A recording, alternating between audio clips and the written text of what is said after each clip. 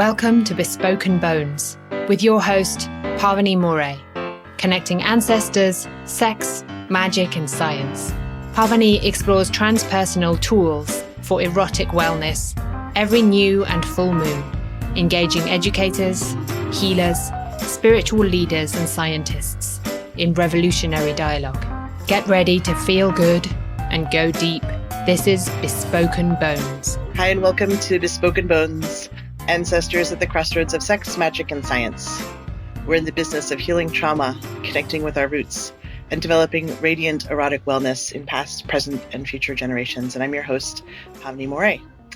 It's been really great to get all of your email suggestions about the podcast, about guests. And actually, our guest today came from one of your suggestions. So we just really want to encourage you to keep reaching out, keep emailing me with questions, and suggestions, anything that comes up and that you want to hear about on the podcast. It's really in service to all of our wellness. So feel free to be in touch. And also just wanting to let folks know that Taya Shear and I are going to be offering an ancestral lineage healing intensive this fall in Berkeley, California, which is November 30th through December 2nd. And it's 3 days of ritual and transgenerational healing, which will happen as we walk you through the ancestral medicine process of tending to your people. And you can learn more about that on my website, ancestralhealing.com. And today, it's such a joy. I woke up this morning so happy about getting to have this conversation with Dr. G. Love. And Dr. Geryll Robinson, also known as Dr. G. Love, is a doctor of naturopathy, cross-cultural shamanic practitioner and teacher. She's a writer and Reiki master. She's the visionary space holder for soul-shifting retreats, an international movement dedicated to the preservation, practice, and protection of ancestral wisdom traditions. And she is a co-steward of the Sojourner's Land Cutie-Pock Eco-Spiritual Land Movement in rural Tennessee. And if you haven't checked that out, oh my gosh, amazing. Go check it out. The work that moves through Dr. G. Love is an ever-expanding tapestry of syncretic healing, indigenous technologies, community spirit, personal insight, storytelling, humor, art, beauty, mysticism, and activism to be shared and utilized as a doorway, anchor, and guide for our journey as a new paradigm generation of visionary liberated souls. Dr. G's private practice is based in New Orleans, where the ancestors know her name. And you can find out more about Dr. G and her work on her website, www.soulshiftingretreats.com, on Instagram at soulshifting_retreats, and at Dr. G Love, Dr.G.Love. And the email address that you can use if you want to be in touch is soulshiftingretreats@gmail.com. Dr. G Love, welcome. Greetings. It's a pleasure to be here.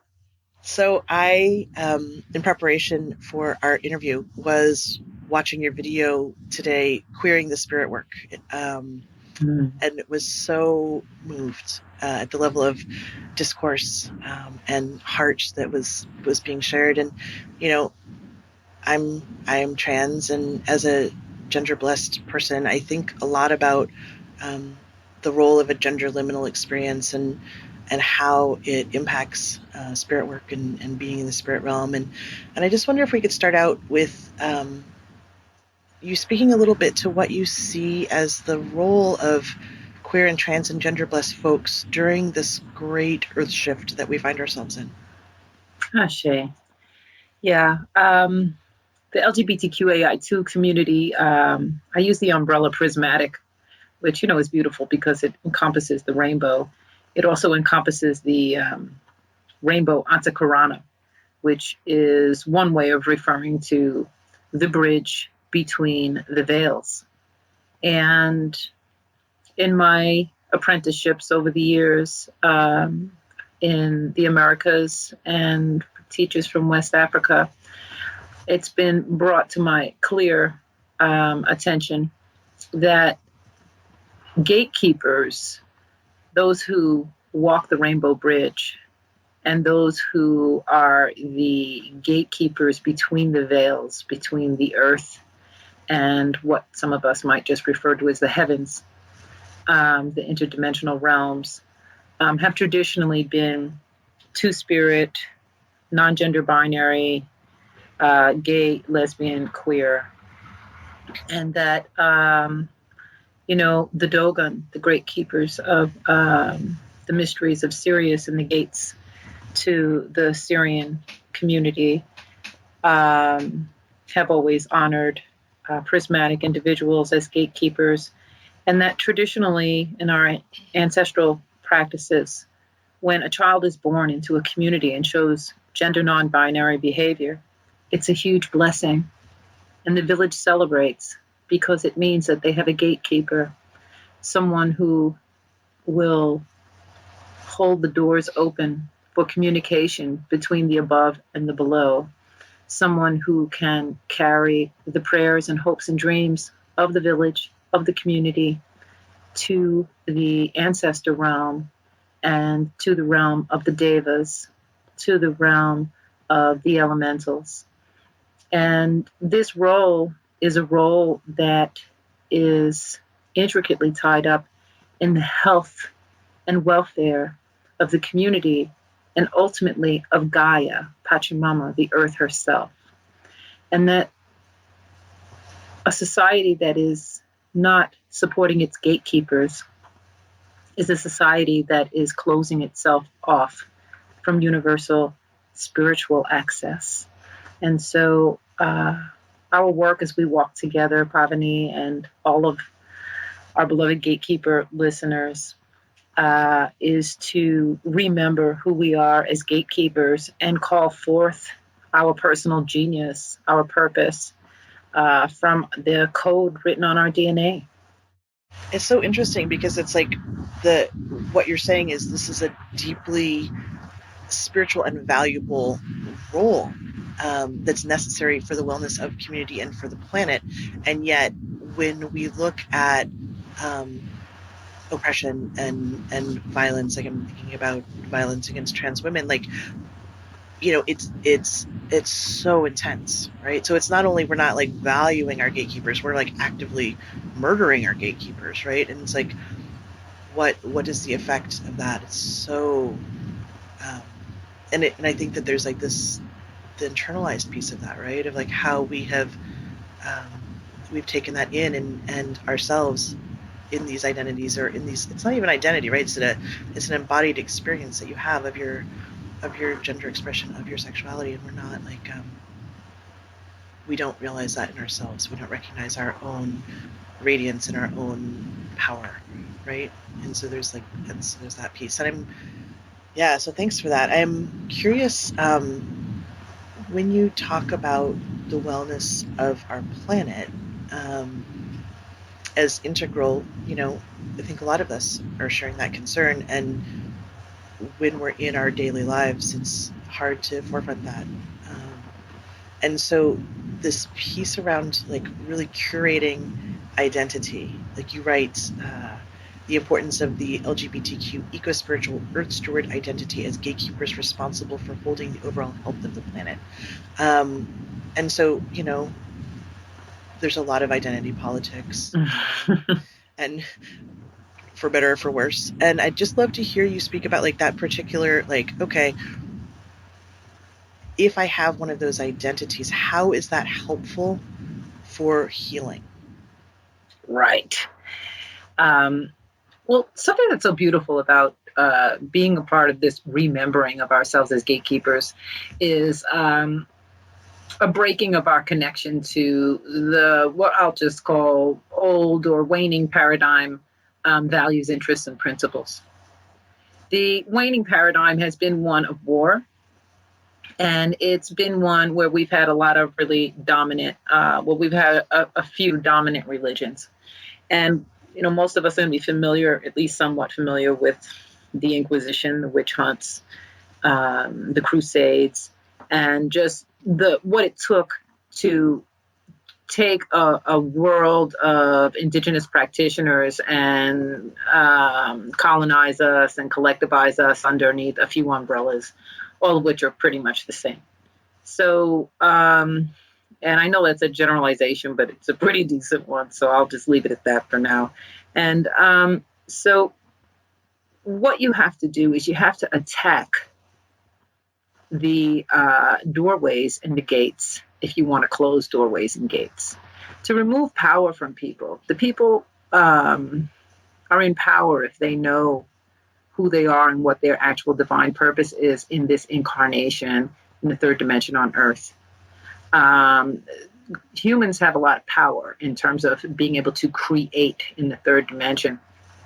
And so to shut down the gatekeepers was necessary. And so to vilify the entire prismatic, gay, lesbian, trans, non-binary community, to vilify women, and then ultimately we've seen as white supremacy has moved across the planet over time to vilify melanated people has been just a way to maintain power. So it's not that interesting to me, because it just is what it is. And as I said, it's a waning paradigm. So the thing for us to do is to just really celebrate our remembering of who we are.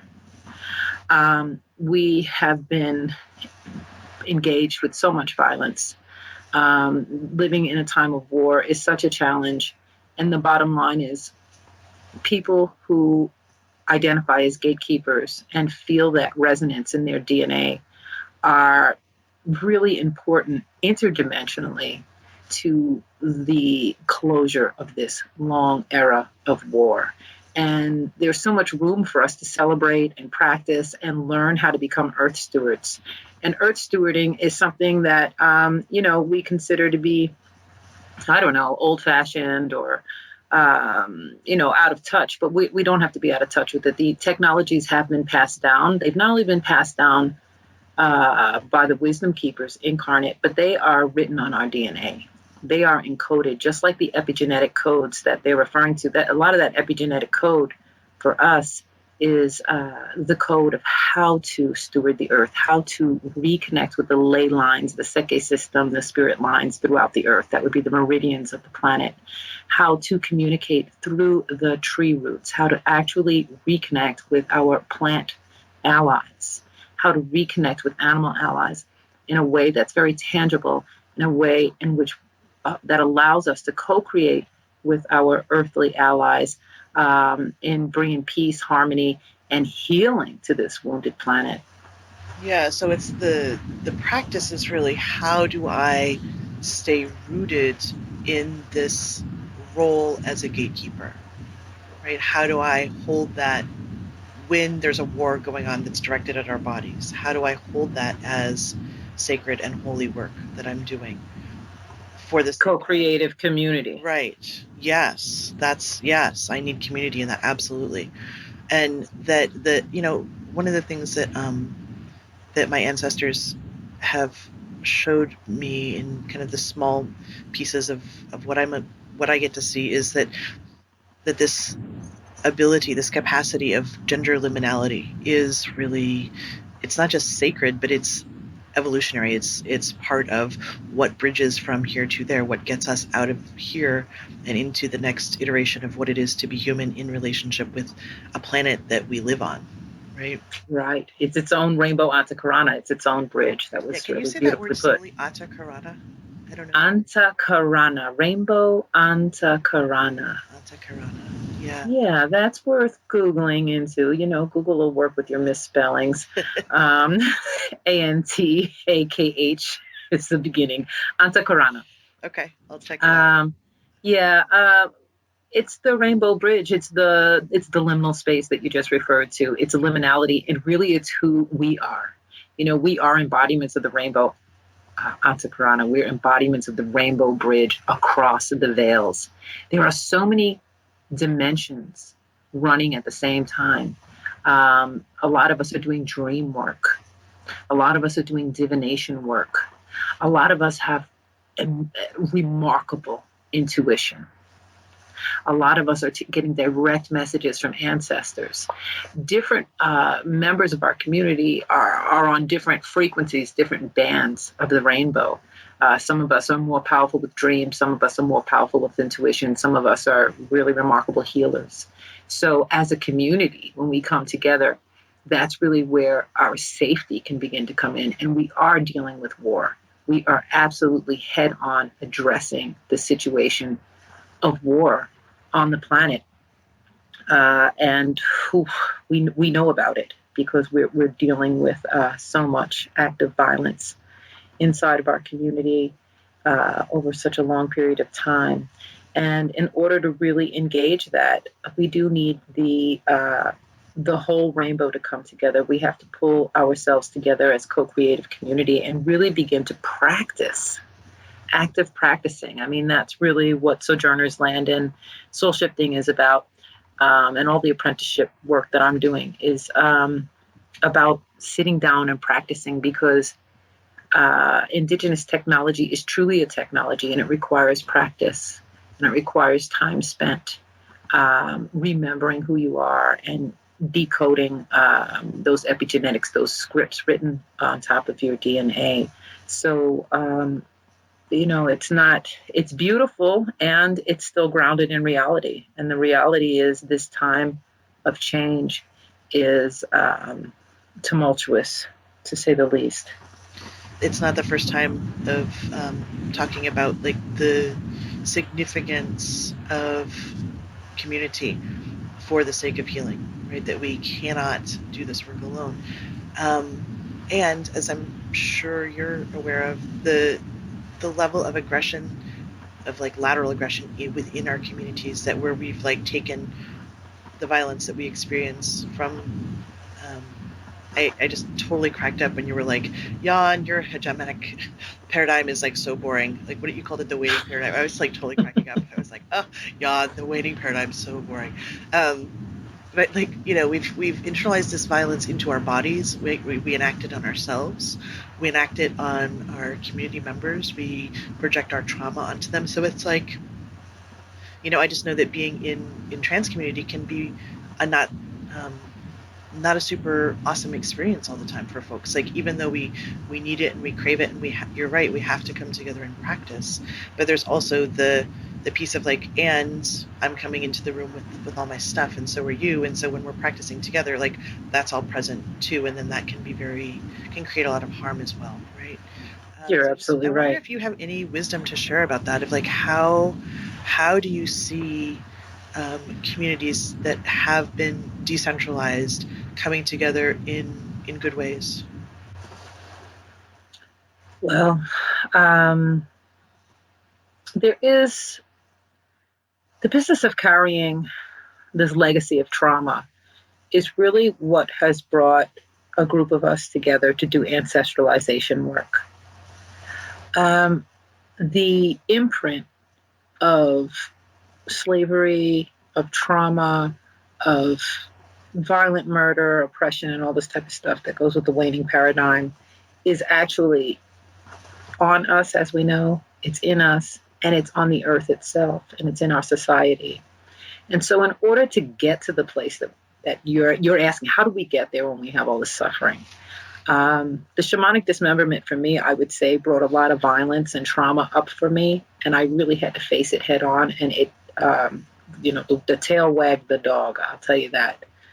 To move through that for me was really profound. And what it brought me to with my co-creative community was ancestralization.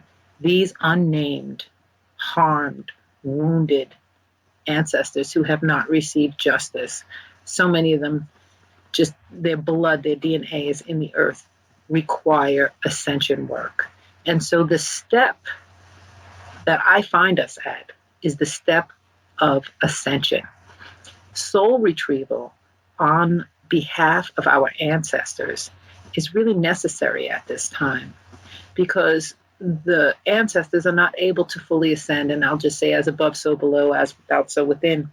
If we cannot ascend the ancestors, then we're only going to be able to ascend so far. And here we are infighting, troubled. A lot of us are fighting in our own hearts and minds. We're having fights within ourselves. We're having fights without. We're having fights. We're troubled. And the trouble is actually that legacy of ancestral woundedness.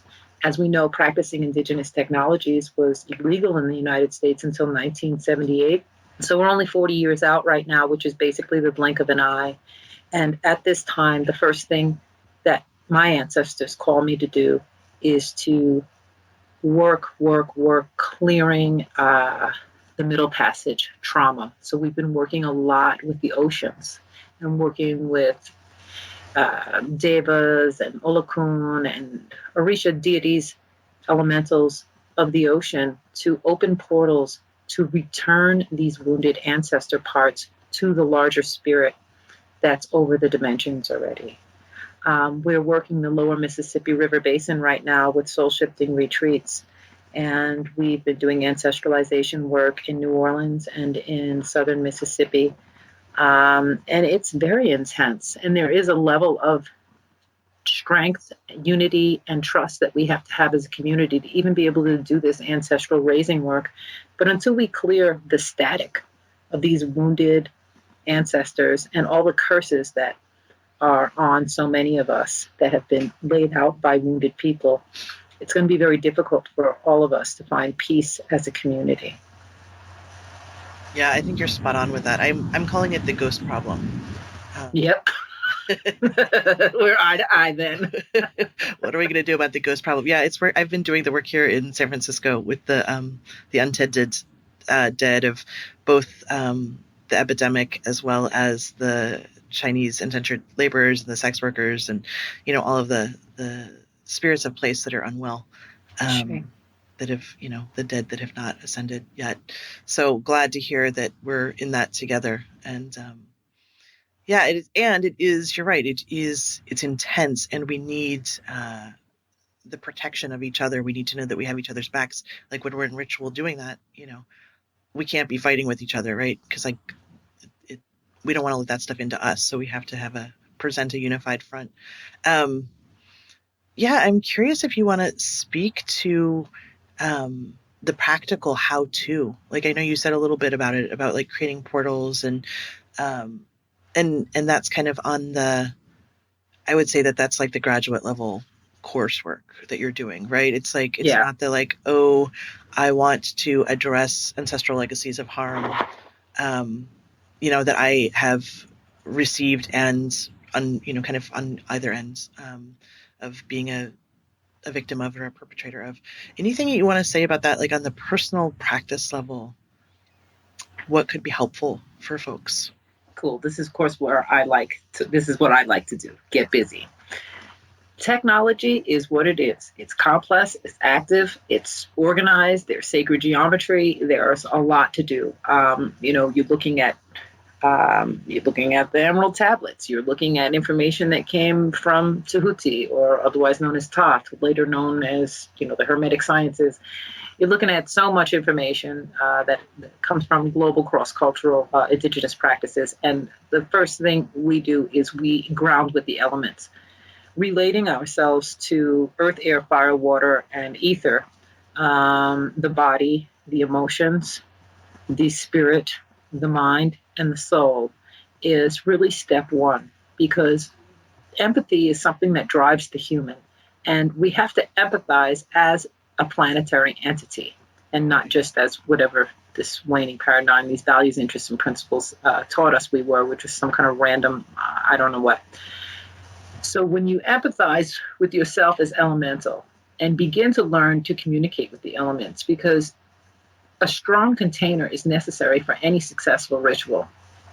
And when you look around the world, everyone works with the elements. So step one really is grounding and working elementally, learning to have a relationship with the earth element, with your physical body, with the third dimensional element, learning to have a complex relationship with the element that overwhelms so many of us, the water element, emotion. And really, that's where so much of the trauma lies. Really engaging water in a myriad of ways. This can happen through dreams, through community, and certainly through initiations and having a strong guide and teacher. These traditions have always been something where there have been initiations attached, where there are group work attached, where there are space holders and guides who know how to hold the container so that people are not overwhelmed by emotion. And, of course, it's not always perfect, but in general, the container does work. And then learning to work with the trees and learning to really begin communicating through the trees is something you can do with a group. if you have a group of people, which I know you do, it's like, okay, let's see if we can start talking to each other through dreams. There are people in the soul shifting community, for instance, I'll say something, perfect for this podcast, doing orgasmic alchemy work. And they are set up because the soul shifting community is actually broken down into earth stewarding posses, ESPs, where individuals will work on what their personal genius is, what their leaning is. This Kundalini group is meeting at particular times, setting themselves up to go into an orgasmic space at a particular time, and using that orgasm to access different gates and different dimensions, as well as to communicate with each other, and then checking back in on the conscious level later and comparing notes. They're beginning to visit each other in each other's dream spaces and really practicing how to communicate without this World Wide Web technology. We were always able to communicate through the ley lines and through the ethers, and orgasmic alchemy has always been the place of miraculous creation. And it's another thing about being gatekeepers.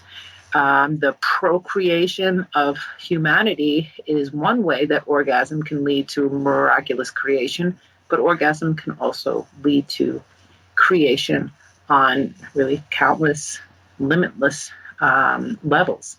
And so those would be some examples. You could ask more questions. I'm kind of like getting excited. It's 10 things in my mind at once. Oh my gosh, it's super exciting. Yeah, I'm curious about your take on the accessing the ancestral realms through the erotic, because I've talked to a lot of people about it. People have really different, huge range in what people like. Some people are like, oh my God, that's terrible, you should never do that, incest, and some people are like, oh yeah, I offer my orgasms to my dead grandmother all the time and she loves it, so I'm just curious of what your take is on it. My take is that orgasm leads to creation, and creation is really what we're doing as we're creating a new paradigm. And as we're working this new paradigm, we really are in a position to utilize what's given to us. And in this case, it's orgasm. So orgasmic alchemy is not for everyone. It's for those who are drawn to do the work. And it opens up your liminality. For those who are calibrated to do orgasmic alchemy, the liminality of creation, that very profound universal liminal space where you can connect to anything that you can conceive of, is there. And in that moment, with intention and with focus, yes, you can communicate specifically with an ancestor on your family lineage, with an elemental ancestor, with a guide. You can dedicate it to a project that you're working on. You can dedicate your orgasm to peace. You can dedicate your orgasm to clean, healthy water, to tall, safe trees that provide oxygen, to clarity of atmosphere, reduction of carbon levels. Because as gatekeepers, I will remind you, we are earth stewards. We work the earth. We protect Gaia herself. So just to kind of pull the threads here together of what we've been talking about around practice to address legacies of harm, the stage one is really to connect with these elemental energies that both are in our bodies and are what our planet is made up of, right? Mm-hmm. As a way of grounding into embodiment, but also safety, so that we can, it's kind of like the more I'm in my body, the safer I am. The more I am connected with the body of the earth, and the kind of the scene, the physical, you're calling it the third dimension, the more I can root in that, then the more access I have as a gatekeeper to commune with the unseen, right? Yeah. Because it's like I'm anchored in my body and in the planet, whew, good. And then I can have this, the doors are more safe to open, I would say. Yeah. Well, there's also, we all have a cadre of ancestors who require that we call them forward to protect us. There are teams upon teams of ancestors, to quote my elder, Nana Sakara, who is so remarkable. Sakara Camila is her name. She works with soul shifting. She is the master of protection. And she said there are more unemployed ancestors at this time than ever before because we don't call on them to really work for us. And there are whole teams of protection that each one of us have. And we can call those teams in to protect us from interdimensional harm because there is unfortunately enmity. And so that safety, we need to implore and command our protection teams to protect us. We need to do spiritual hygiene. We need to do cleansings, clearings, and understand that there absolutely is pushback. I mean, to say, the waning paradigm is just going to sit down and say, the gatekeepers have all shown back up, we're all just going to go home and do nothing, is, wishful thinking. Right. There's a reason to feel fear. There's definitely a reason to feel fear. And practicing a world of spiritual hygiene and protection mechanisms and getting in an actual relationship with your protective ancestors and guides is key to doing this work and to maintaining a safe and healthy container. I really appreciate the emphasis on safety because I think, it's like what I'm really appreciating about this conversation with you is like, this is high woo we're talking about, right? It is out there and it's very grounded in the practical and the pragmatic. Like we're talking about technologies that have been tested over millennia and are grounded in deep tradition and deep wisdom of like what works and what doesn't work, right? Mm-hmm. So it's not like we can just like be like, cool, I want to talk to the ancestors now. It's like there's protocols and there's safety for good reason, right? Absolutely. And it's so that we don't blow ourselves out and then become useless. And just to say, I love the phrase unemployed ancestors. That's amazing. That's fantastic. I had a really great visual when you said that. Like the ancestor unemployment office. Yeah, they're bored. They're bored. They're just kind of shuffling about, reading their papers. Like, oh God, yeah. Can I return to something you said earlier when you were speaking about water? Yes.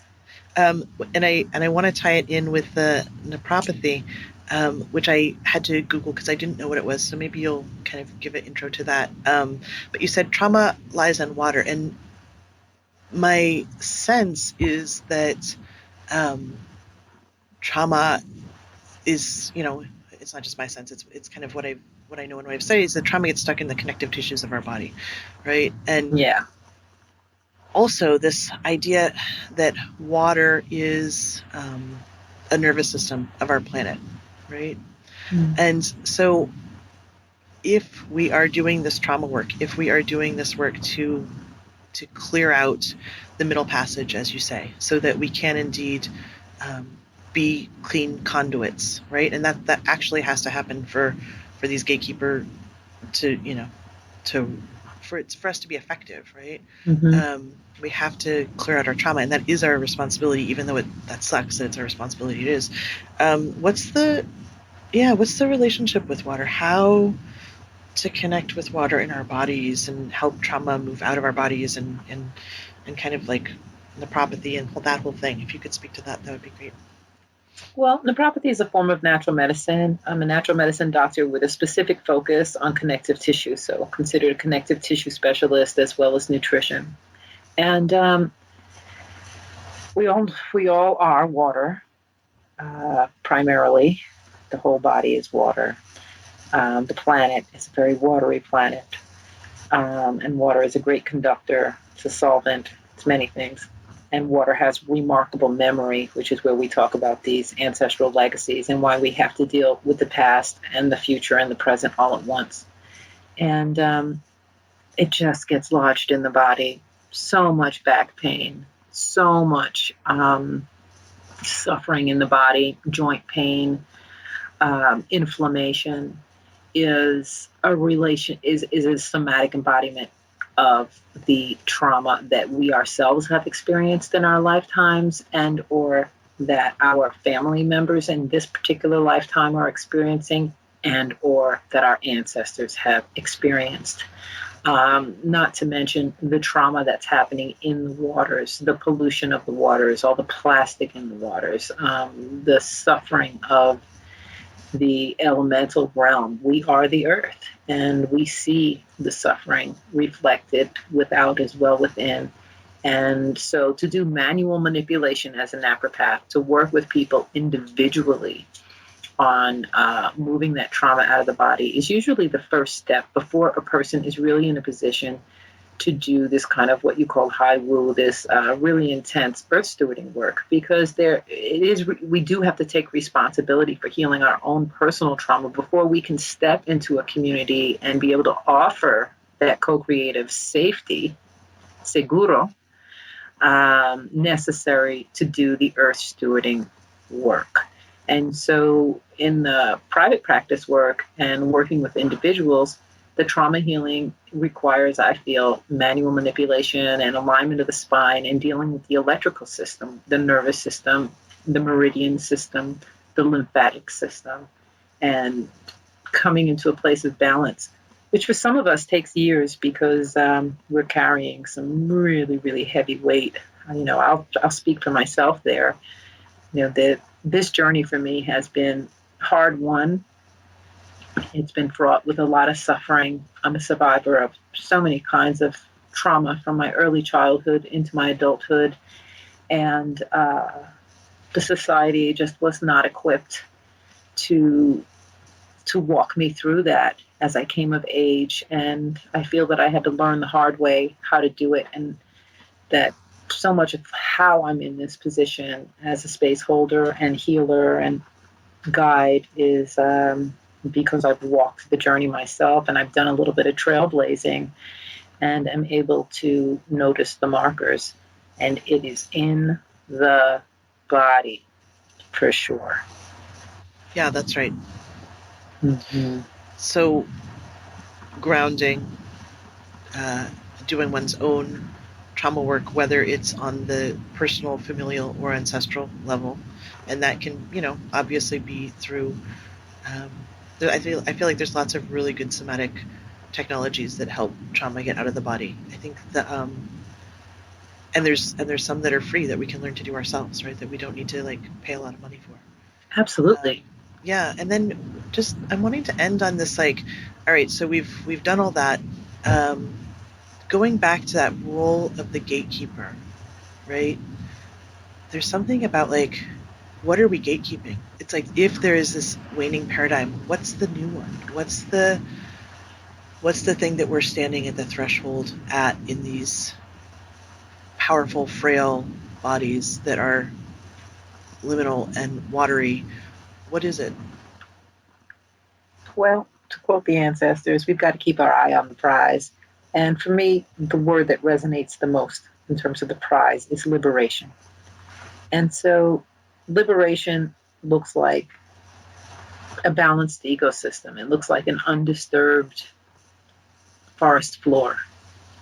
And in some ways, that seems frightening to us as humans to even imagine that people are already entering the earth coded to do what their purpose is, without us having to control each other and having to have such controlling systems. Liberation from a deep, deep state of fear is a major step to keeping the eye on the prize. The only way I can speak on what the new paradigm looks like is to say that it looks like a undisturbed forest floor, that it looks like an undisturbed jungle or undisturbed coral reef. What that really looks like for us as humans, of course, remains to be seen. And we are a link in the chain. So we do what we need to do at the gates for this particular incarnation. And the more we're able to listen to our ancestors backwards and forwards, the more information we'll have about what our purpose is. But we have to stay present to being this particular link in this chain, in this timeline, in this dimension. Yeah, thanks for that. Thanks for the visual. I was okay, I need something to grab onto here. Mm-hmm. It's great. The undisturbed forest floor. Yeah, and I'm just when I lean into that, what there is, there's quiet and like connectedness and